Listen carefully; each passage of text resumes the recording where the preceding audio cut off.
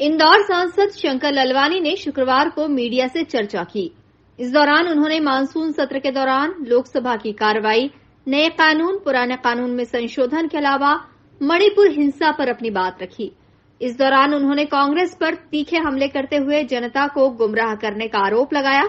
इसके बाद उन्होंने लगातार भाजपा की उपलब्धियों को गिनाया। सांसद शंकर ललवानी ने कहा कि विपक्षी दलों द्वारा लगातार सदन की कार्रवाई को प्रभावित करने की कोशिश की गई, लेकिन सदन इसके बाद भी चला और कई बड़े और ऐतिहासिक निर्णय लिए गए। सांसद ललवानी ने यह भी बताया कि अब तक प्रधानमंत्री नरेंद्र मोदी ने मणिपुर हिंसा पर क्यों नहीं बोला। सांसद शंकर ललवानी ने मणिपुर में जारी हिंसा का जिम्मेदार भी कांग्रेस को ठहराया है। जो इस लोकसभा में और राज्यसभा में पारित हुए भारतीय दंड संहिता आईपीएस के 3 विधेयक पारित हुए। अब बताइए, इतने महत्वपूर्ण विधेयक से कांग्रेस ने और विपक्ष ने कोई भी चर्चा में हिस्सा नहीं लिया।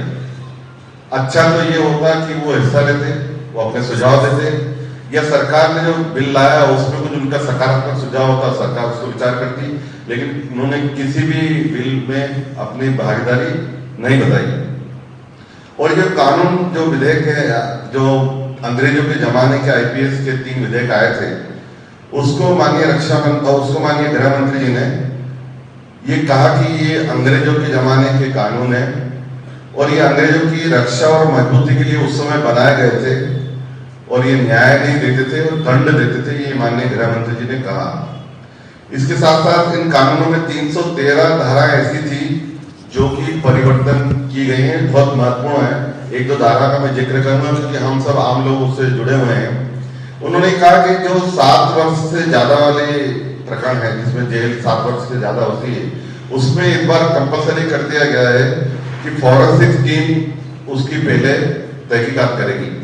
हमने देखा है बहुत सारे प्रकरणों में ऐसे प्रकरण होते हैं जहां हत्या या लूट होती है, वहां पर फॉरेंसिक टीम अगर नहीं पहुंचती तो सबूतों के अभाव में अपराधी छूट जाता है और वर्षों तक न्याय नहीं मिलता।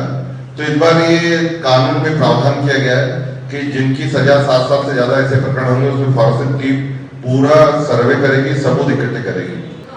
माननीय गृह मंत्री श्री अमित शाह जी ने भी सदन की कार्रवाई शुरू होने के पहले लोकसभा स्पीकर और प्रतिपक्ष के नेता को पत्र लिखकर बात कही थी कि मणिपुर के मुद्दे पर हम बात करने को तैयार हैं। लेकिन जिस प्रकार का वातावरण वहां सदन में हुआ, बहुत ही दुखदायी रहा। प्रश्नकाल एक ऐसा रहता है, सभी सांसद उसमें सभी दलों के सांसद प्रश्नकाल पूछ सकते हैं। सिर्फ ऐसा नहीं, सत्ता दल के सभी दलों के सांसद प्रश्नकाल पूछ सकते हैं।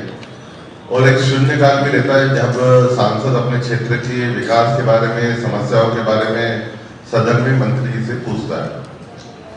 ये दोनों ऐसे महत्वपूर्ण थे कि विपक्ष ने न प्रश्नकाल चलने दिया न शून्यकाल होने दिया। तो इस बार सदन में विपक्ष की जो भूमिका थी बहुत ही नकारात्मक थी और जब सदन उठता था या सदन स्थगित होता था तो जब हम सेंट्रल हॉल में रहते थे तो कांग्रेस के जो सांसद थे वो इस बात का दुख मनाते थे कि हमने बड़ी मुश्किल से लॉटरी में हमारा प्रश्नकाल आया, हमने हमारे क्षेत्र की और देश के ऐसे प्रश्नों की श्रृंखला सरकार के सामने रखी, लेकिन हमारे ही दल के नेताओं ने ऐसा वातावरण पैदा किया कि हमें प्रश्नकाल पूछने नहीं दिया। इसके अलावा और भी कई मामलों को लेकर सांसद शंकर ललवानी ने बेबाकी से अपनी बात मीडिया के सामने रखी। Bureau report, INN news, Indore.